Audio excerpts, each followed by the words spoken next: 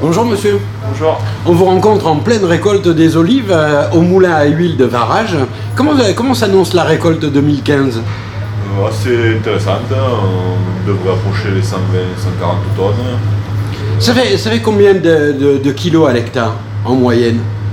C'est dur d'avoir une estimation, mais ici les rendements ils sont à 5 à 6 tonnes hectare.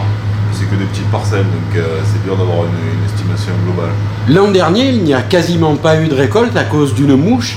Quel est l'état sanitaire des vergers cette année ? Cette année, une belle qualité sanitaire, les gens se sont un peu plus méfiés, il y a eu un peu moins de contrôle d'attaque de mouches à cause de l'été sec et chaud, donc la qualité est correcte. L'année précédente, c'était donc dû à l'humidité ? Un été assez frais, doux, humide, et favorable au vol de mouches. Alors là, on voit sur les images le chemin de l'olive. Quand elle arrive, on le voit, vous la pesez. Quel est le circuit qui va donner de l'huile d'olive ?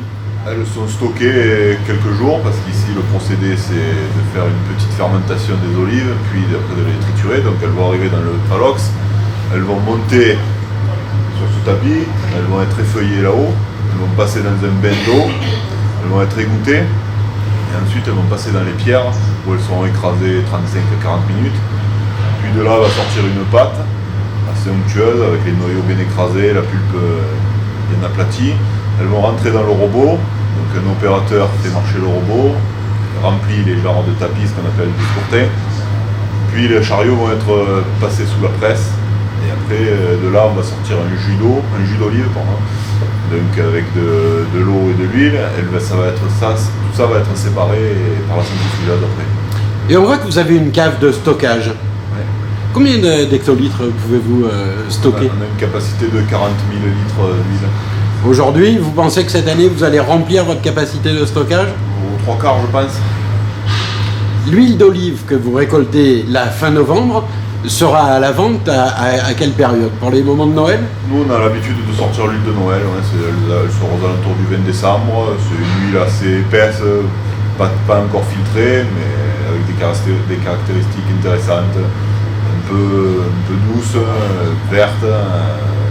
De beaux cadeaux pour l'époque de Noël. Et une huile d'olive se conserve combien d'années ?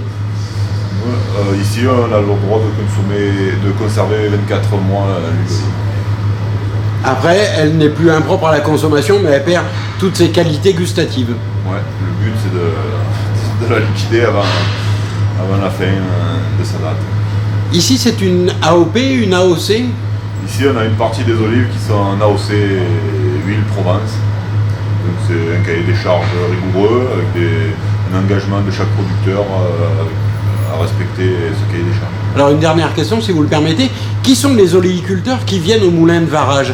Il y a une délimitation territoriale ? Il y a une aire géographique déterminée. Donc la coopérative de Varage, c'est à peu près 450 coopérateurs. Donc ça va du petit coopérateur qui a 10 kg d'olive à celui qui en a 10 ou 15 tonnes.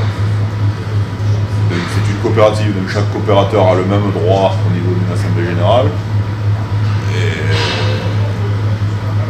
tout ceci se décide en assemblée générale sur les conditions.